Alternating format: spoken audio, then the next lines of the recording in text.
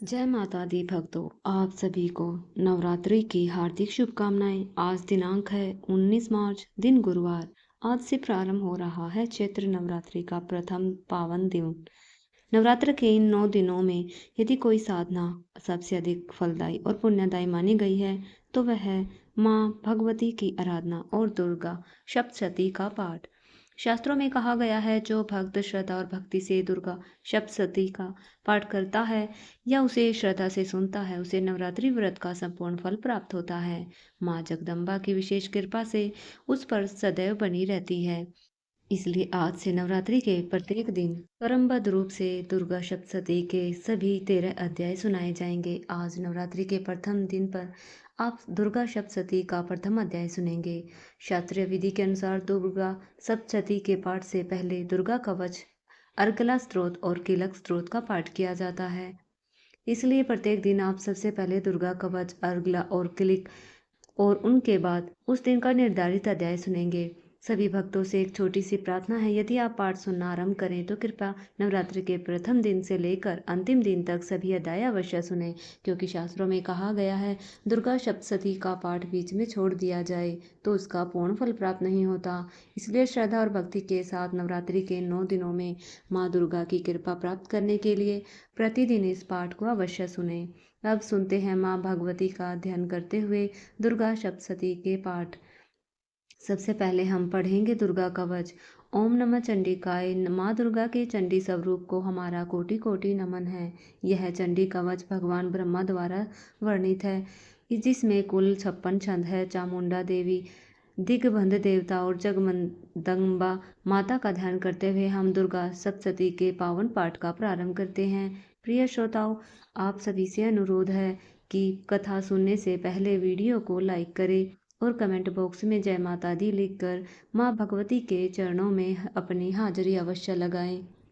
मार्कंडेय जी ने ब्रह्मा जी से कहा, हे पितामह, इस सृष्टि में परम गोपनीय, सभी प्रकार से मनुष्यों की रक्षा करने वाला और जो अब तक अज्ञात हो, कोई ऐसा साधन मुझे बताने की कृपा करे। ब्रह्मा जी ने कहा, संपूर्ण प्राणियों का हितकारी, पवित्र एवं परम गोपनीय उपाय तो केवल देवी का ही कवच है। हे मुनिवर, आप उसका श्रवण करें। देवी की 9 मूर्तियां हैं, जिन्हें दुर्गा, नव दुर्गा के नाम से जाना जाता है। उन शक्तियों के नाम मैं अलग अलग बताता हूँ। इस प्रकार से इन शक्तियों का नाम है, पहली शैलपुत्री, दूसरी ब्रह्मचारिणी, तीसरी चंद्रघंटा, चौथी कुष्मांडा, पांचवी स्कंदमाता, छठी कात्यायनी, सातवीं कालरात्रि, आठवीं महागौरी और नौवीं सिद्धिदात्री है। जो व्यक्ति अग्नि से दग्ध हो रहा हो, रणभूमि में शत्रुओं द्वारा घिर गया हो, भीषण संकटापन्न अवस्था में हो, वह मनुष्य यदि जगत जननी माँ दुर्गा के शरणागत हो जाए तो किसी भी अवस्था में उसका अनिष्ट नहीं हो सकता, वह किसी भी विपत्ति में नहीं पड़ सकता और शोक, दुख, भय आदि बाधा उसे मुक्त हो जाता है। हे देवी, जो लोग भक्ति युक्त होकर आपका स्मरण करते हैं, उनकी दिनों दिन उन्नति होती हो, वे, हे देवी, अपने आराधक की तुम निश्चय ही रक्षा करती रहो। चामुंडा देवी का वाहन प्रेत वाराही का भैंसा अर्थात महेश ऐन्द्री का ऐरावत नामक हाथी है और वैष्णवी का गरुड़ है। महेश्वरी बैल पर और कोमारी मोर पर सवार है।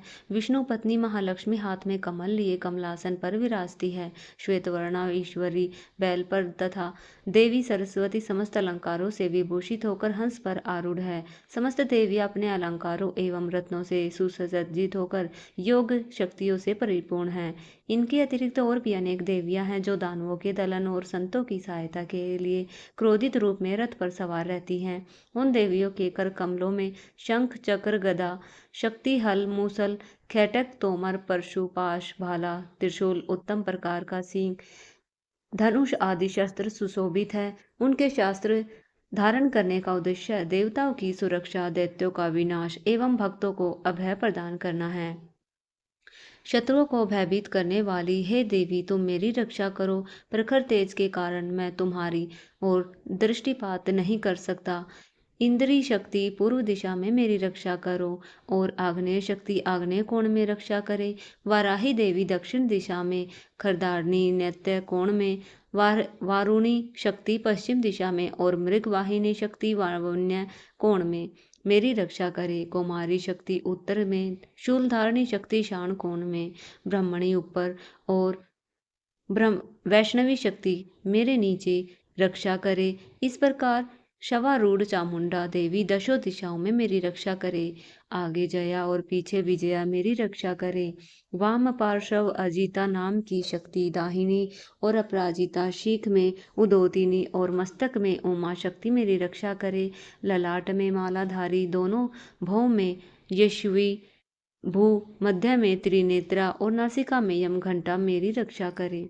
दोनों नेत्रों के बीच में शंखिनी, दोनों कानों के मध्य में द्वारवासिनी, कपोल में कालिका, कर्ण के मूल भाग में शंकरी मेरी रक्षा करे।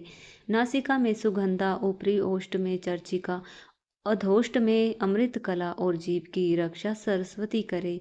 मेरे दांतों की रक्षा कौमारी, कंठ के मध्य भाग में चंडिका, गले की चित्र घंटा और तालु भाग की रक्षा महामाया करे। कामाक्षी ठुडी की, सर्वमंगला वाणी की, भद्राकाली ग्रीवा की और धनुर्धारी शक्ति मेरे मेरुदंड अर्थात की रक्षा करे। कंठ के बाहर नीलगीवा और कंठ की नली में नलकुबरी दोनों कंघों की, खड़गिनी एवं वज्रधारिणी शक्ति मेरी दोनों भुजाओं की रक्षा करे। दोनों हाथों की दंडनी उंगलियों की, अंबिका नखों की शलेश्वरी और कुक्षी भाग की कुलेश्वरी रक्षा करे। महादेवी सतनों की और मेरे मन की रक्षा शोक विनाशिनी शक्ति करे। ललिता देवी हृदय की शूलधारिणी शक्ति मेरे उदर की रक्षा करे। नाभि में कामिनी एवं गुप्तांग में गुहेश्वरी मेरी रक्षा करे। कामिका और पूतना लिंग की और महेश वाहिनी गुदा की रक्षा करे। भगवती कटी प्रदेश की और विद्वान वासिनी घुटनों की रक्षा करे। संपूर्ण कामनाओं को पूर्ण करने वाली महाबला मेरी जंघाओं की रक्षा करे। दोनों पैरों की घुटियों की नारसी, दोनों पैरों के पिछले भाग की तेजसी देवी, पैर की उंगलियों की श्री देवी और तलवों की रक्षा तलवासिनी करे।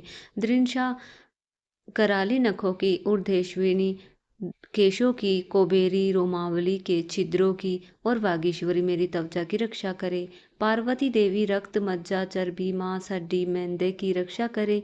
काल रात्रि आंतों की, मुक्तेश्वरी पित्त की, पद्मावती पदकोश की, चूड़ामणि कफ की, ज्वालामुखी नख राशि में उत्पन्न तेज की, अभेदा शक्ति संधि स्थलों की रक्षा करे। ब्रह्मणी शुक्र की, छत्रेश्वरी छाया की, धर्मधारिणी शक्ति मेरे अहंकार एवं मन व बुद्धि की रक्षा करे। वज्रहस्ता प्राण, अपान, व्यान, उदान और समान वायु की और कल्याण शोभना शक्ति मेरे प्राणों की रक्षा करे। रस रूप, गंध, शब्द और स्पर्श रूपी विषयों का अनुभव करते समय योगिनी एवं मेरे सत्वरज और तमोगुणों की रक्षा नारायणी देवी करे। वराही आयु की, वैष्णवी धर्म की और चक्रणी यश, कीर्ति, लक्ष्मी, धन और विद्या की रक्षा करे। हे इंद्राणी, तुम मेरे कुल की एवं हे चंडी, तुम मेरे पशुओं की रक्षा करो। महालक्ष्मी पुत्रों की, भैरवी मेरी पत्नी अर्थात भारिया की रक्षा करे। सुपथा देवी पथ की, शैमक मार्ग की, महालक्ष्मी राज दरबार में और सर्वव्यापिनी विजय देवी भय से मेरी रक्षा करे। हे देवी, इस कवच में जिस शारीरिक स्थान की रक्षा की बात नहीं की गई, उन सभी स्थानों की भी रक्षा पाप विनाशिनी जयंती देवी करे। अपना कल्याण चाहने वाले व्यक्ति इस कवच का पाठ किए बिना कहीं भी गमन न करे। इस कवच का पाठ करने वाला व्यक्ति जिस स्थानों पर जाता है, उसे सभी स्थानों पर धन का लाभ, समस्त कामनाओं की पूर्ति और विजय की प्राप्ति होती है। वो मनुष्य जिस वस्तु की इच्छा करता है, उसे वो वस्तु अवश्य ही मिलती है। इस दुर्गा कवच का पाठ करने वाला मनुष्य इस पृथ्वी पर अतुलनीय ऐश्वर्य प्राप्त करता है। उसे किसी से भय नहीं रहता, वह युद्ध में विजय होता है। उस व्यक्ति की पूजा तीनों लोकों में होती है। यह कवच देवताओं के लिए भी दुर्लभ है।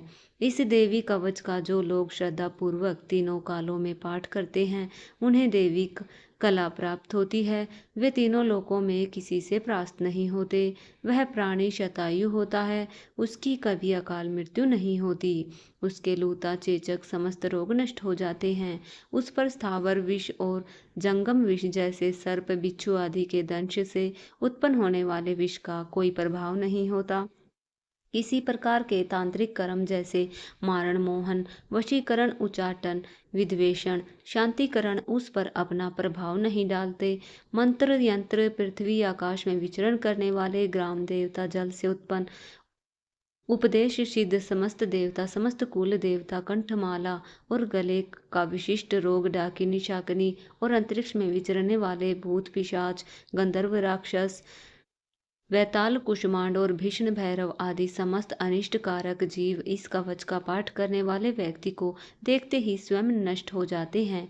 इस कवच के पाठकर्ता को राज सम्मान प्राप्त होता है। वह प्राणी अपनी कीर्ति से इस भूतल को सुशोभित करता है।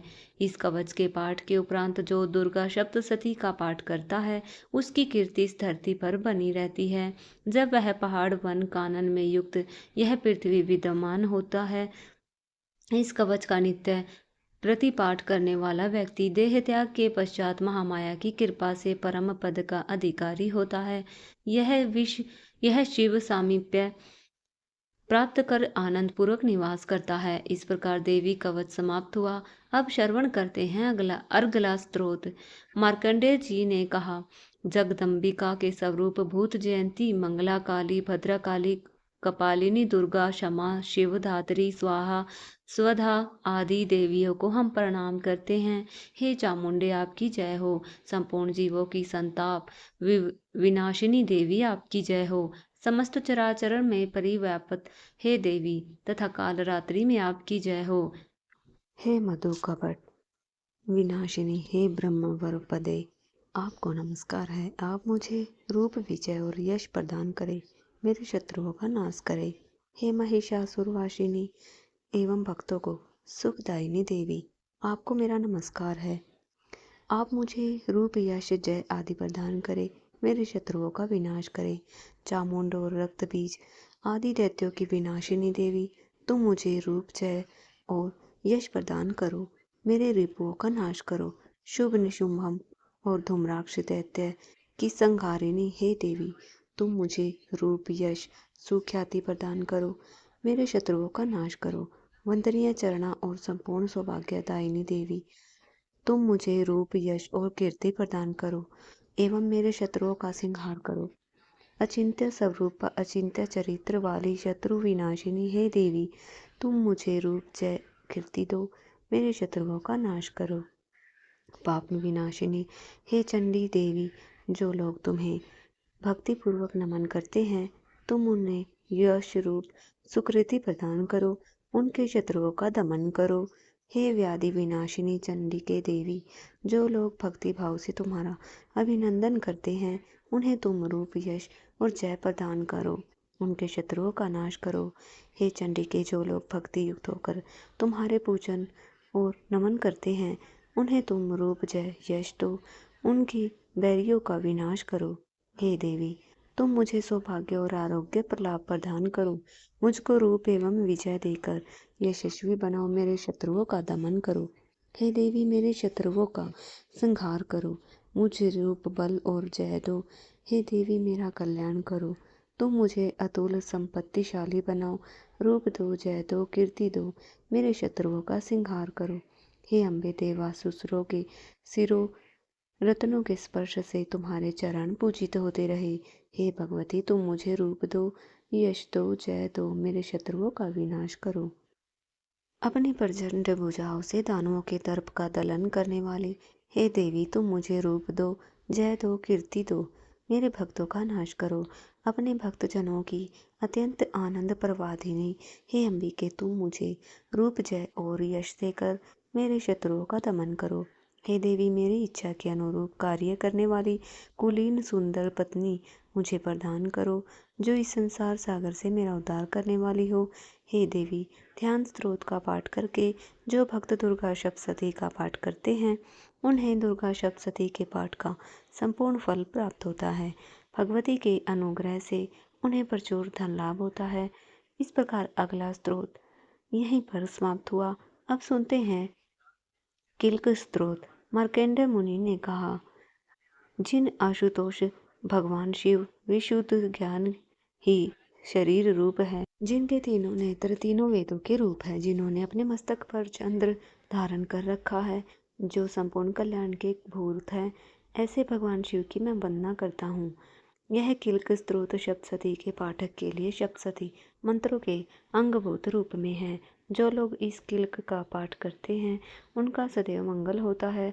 इस किल्क के पाठ से उटन आदि कर्म सिद्ध होते हैं। इस स्तोत्र का पाठ करने से भगवती दुर्गा साधक पर प्रसन्न होती है। उच्चाटन आदि कर्मों की सिद्धि, भीषण व्याधियों के विनाश के निमित्त यंत्र मंत्र तंत्र आदि कार्यों और व्याधि मुक्ति के लिए रसायन आदि औषधियों की आवश्यकता पड़ती है, परंतु इस किलक के पाठ मात्र से बिना किसी तंत्र मंत्र और औषधियों के उच्चाटन के आदि क्रियाएं संपन्न होती हैं। संपूर्ण रोगों का नाश होता है। जहाँ अन्य मंत्रों की जप आदि से जो फल प्राप्त होता है, वही केवल दुर्गा सप्तशती के पाठ मात्र से समस्त सिद्धियां उपलब्ध हो जाती है। अब आप विचार कीजिए, इन दोनों में कौन सा श्रेष्ठ है। इस शंका रूपी प्रश्न के समाधान में भगवान शंकर ने दुर्गा सप्तशती को ही बताया है। यही सर्वोत्तम फलदायक है। दुर्गा सप्तशती के पाठ मात्र से पाठक के पुण्य में अक्षय वृद्धि होती है। यह देखकर भगवान शंकर ने दुर्गा सप्तशती को गुप्त रखा। जो व्यक्ति कृष्ण पक्ष की चतुर्दशी या अष्टमी को स्थिर चित्त से दुर्गा सप्तशती का पाठ करता है, उसका निसंदेह मंगल होता है। जो लोग अपना संपूर्ण द्रव्य भगवती दुर्गा को अर्पित कर प्रसाद रूप में उस धन का उपयोग करते हैं, भगवती निश्चय ही उन लोगों पर प्रसन्न होती है, क्योंकि सप्तशती के फल को शिव जी ने किलित कर रखा है। जो लोग पहले किलक का पाठ करके तत्पश्चात सप्तशती का पाठ करते हैं, वे अंतकाल में सिद्ध देवी के पार्षद गंधर्व योनि को प्राप्त करते हैं। सर्वत्र ब्रह्मण करते रहने पर भी उन्हें कभी किसी प्रकार का भय नहीं होता, उनकी अकाल मृत्यु नहीं होती। अतः सर्वप्रथम किल्क पाठ करके ही सप्तशती का पाठ करना उचित है। जिस भगवती की कृपा कटाक्ष से मनुष्य को ऐश्वर्य, सौभाग्य, आरोग्य, संपत्ति, विनाश, निर्वाण पद की प्राप्ति होती है, उस महिमा माई भगवती दुर्गा की स्तुति प्राणी क्यों नहीं करते। इस प्रकार किल्क स्तोत्र यहीं पर समाप्त हुआ। अब श्रवण करते हैं आज का अध्याय। मेधा ऋषि द्वारा राजा सूरत एवं समाधि नामक वैश्य को देवी महात्म्य सुनाना और मधु कैटभ वध का वर्णन। मार्कंडेय जी ने कहा, मैं सूर्य पुत्र सावर्णी मनु के उत्पन्न होने की कथा का सविस्तार वर्णन करता हूँ, उसे तुम ध्यान देकर श्रवण करो। भगवती महामाया की कृपा से सूर्य पुत्र सावर्णी जिस प्रकार मनवंतर के अधिष्ठाता होते हुए भी उसी घटना का वर्णन करता हूँ। प्राचीन काल में सवारोचिष नामक मनवंतर में सूरत नाम से विख्यात एक प्रतापी राजा हुए।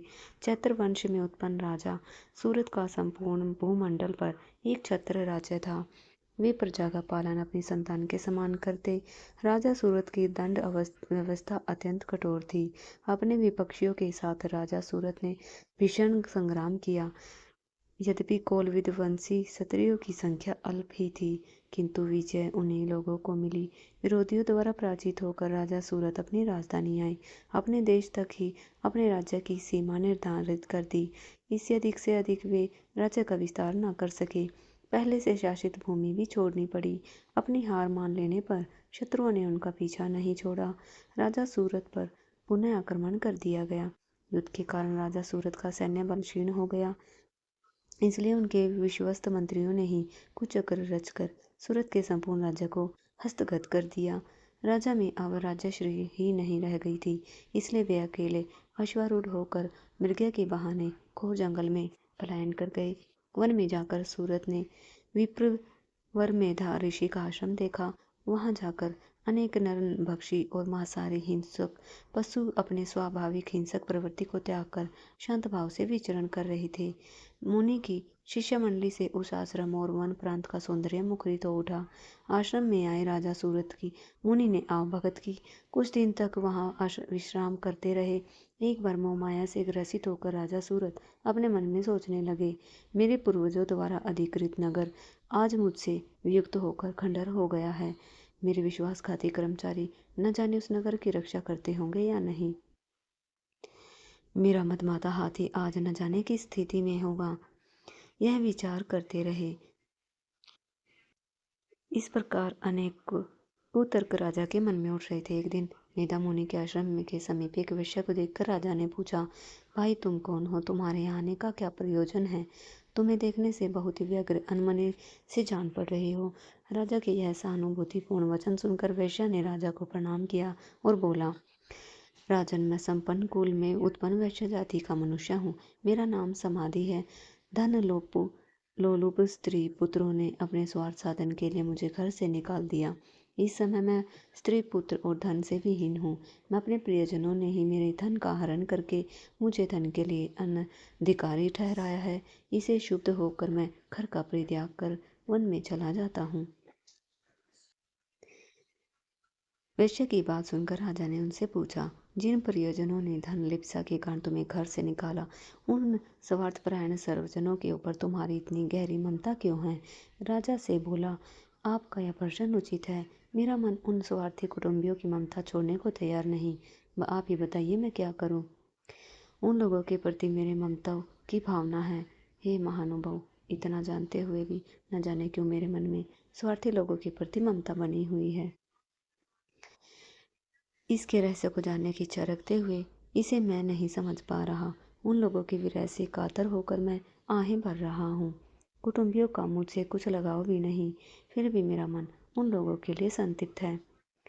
इस वार्ता के बाद ही सूरत और समाधि नामक वैश्य एक साथ मेधा मुनि के आश्रम गए। वहां दोनों मुनि के प्रति सम्मान प्रदर्शन करके बैठ गए। इसके बाद राजा सूरत और वैश्य परस्पर कुछ बातचीत होने लगी। राजा ने कहा, भगवान, मैं आपसे निवेदन करता हूँ, कृपया आप मुझे बताइए। मेरा मन सवश न रहने के कारण बहुत ही व्यथित है। जिस राजभोग के सुख से मैं वंचित कर दिया गया हूँ, उसी को पुनः हस्तगत करने के लिए मेरे मन में आकांक्षा बनी हुई है। हे मुनिश्रेष्ठ, मैं जानता हूँ कि अब मेरे राज्य पर कोई प्रभुत्व नहीं रह गया है। उस पर किसी अन्य का शासन हो गया है।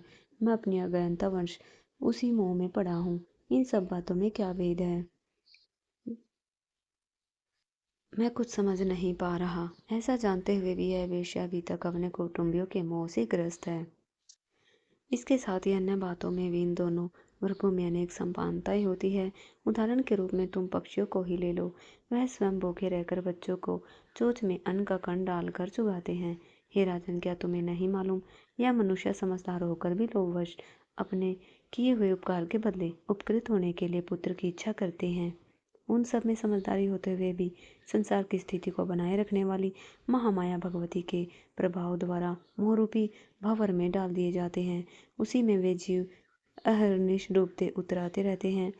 इसमें आश्चर्य की बात नहीं है। जगन नियंता भगवान विष्णु की योग निद्रा रूपणी महामाया द्वारा ही यह सृष्टि आज हो रही है। इस चराचर सृष्टि की कार्तिकी महामाया ही है। वे प्रसन्न होती है तो मनुष्यों के उद्धार के लिए मुक्ति लाभ कर कावर देती है। वे ही परा और अपरा दो विद्याएं मानी गई है। संसार बंधन और मोह माया उत्पन्न करने वाली सनातनी देवी है। समस्त देवों की अधिष्ठात्री है। इतना सुनकर राजा ने प्रश्न किया, भगवान, जिन्हें आप महामाया कह रही हैं, कौन सी देवी है? ब्राह्मण ने कहा, उन देवी का स्वरूप वास्तव में नित्य और सनातन है। संपूर्ण विश्व उन्हीं की स्वरूप मात्र है। वे ही महामाया देवी चराचर सृष्टि के सभी प्राणियों में परिव्याप्त है। उनकी उत्पत्ति के अनेक कारण हैं। वह आख्यान में तुम्हें सुनाता हूँ। जब वे अवतरित होती हैं, उस समय लोक में अवतार लेना कहा जाता है। प्रलय काल में जब निखिल ब्रह्मांड महासागर में लीन हो रहा था, सब जीवों के पालक भगवान विष्णु सैया पर योग निद्रा में थे। उसी समय उनके कानों के मैल से दो भीषण दानव उत्पन्न हुए। वे दोनों बलवान दानव मधु और कैटभ थे। जन्म लेने के तुरंत बाद ही वे दोनों दैत्य ब्रह्मा जी का वध करने के लिए उद्यत हुए। उस समय ब्रह्मा जी भगवान विष्णु के नाभि कमल में स्थित थे। उन दैत्यों को अपने वध के लिए तत्पर देख रक्षा के लिए ब्रह्मा जी ने भगवान विष्णु के नेत्रों में स्थित योग निद्रा की स्तुति करना प्रारंभ कर दिया। भगवान की अमोघ शक्ति ही जगत धात्री, विश्व की अधिष्ठात्री, पालनहारी, संहारकर्त्री मानी गई है। उन्हीं योग माया भगवती की ब्रह्मा जी आराधना करने लगे। ब्रह्मा जी ने कहा, हे देवी, तुम ही स्वाहा स्वदा और वष्टकार हो। सवर भी तुम्हें ही रूप में निमित है। तुम ही प्राण दयनी अमृत स्वरूपा हो।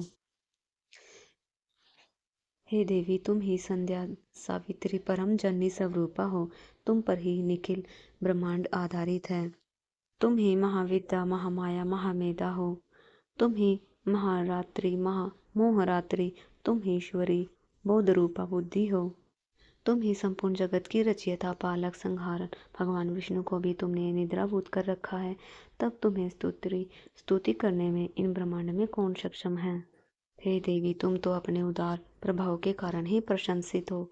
इन दोनों अपराज्य दानवों को तुम विमुक्त करके भगवान विष्णु की निद्रा भंग कर दो। इसके साथ ही भगवान के अंतर्मन को मधु और कैटभ नाम के असुरों की वध की प्रेरणा से उत्पन्न कर दो। ऋषि ने कहा, हे राजन, जिस समय ब्रह्मा जी ने भगवान विष्णु की निद्रा भंग करके उस तमोगुण की अधिष्ठात्री देवी की स्तुति की, उसी समय वे महामाया भगवान के नेत्र, मुख, नासिका, बाहु, हृदय और वक्ष स्थल से निर्मित होकर जन्मा ब्रह्मा जी के सामने प्रकट हो गई।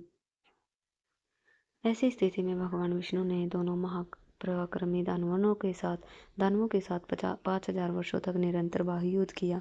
वे दोनों दैत्य बल के मद में मत हो रहे थे। तब महामाया ने दोनों दैत्यों को अपने प्रभाव से मोहग्रस्त कर दिया। उन दोनों असुरों ने मोहमुग्ध होकर भगवान विष्णु से कहा, हम लोग तुम्हारी वीरता से अत्यंत प्रसन्न हैं।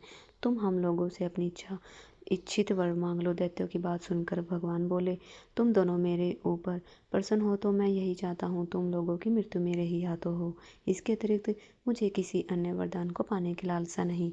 तब ऋषि ने कहा, जब उन राक्षसों ने मोहग्रस्त होकर समस्त भूतल को जलपूर्ण समझा, तब उन्होंने भगवान से कहा, हमारा वध किसी सूखे स्थल जल विहीन भूमि पर करो। इसके बाद ऋषि बोले, शंख चक्र गदा पद्मधारी भगवान विष्णु ने तथास्तु कहकर उन दोनों दैत्यों के मस्तक अपनी जांघों पर रखकर सुदर्शन चक्र द्वारा काट दिए। यही मोहमाया देवी ब्रह्मा जी की स्तुति से प्रसन्न होकर स्वयं ही उत्पन्न हुई थी। अब मैं तुम्हें इनके प्रभाव से उत्पन्न महात्म का वर्णन करता हूँ। इस प्रकार मधु कैटभ नामक पहला अध्याय हुआ समाप्त। मिलते हैं अगले अध्याय में। वीडियो के अंत तक बने रहने के लिए धन्यवाद। जय माता दी भक्तों।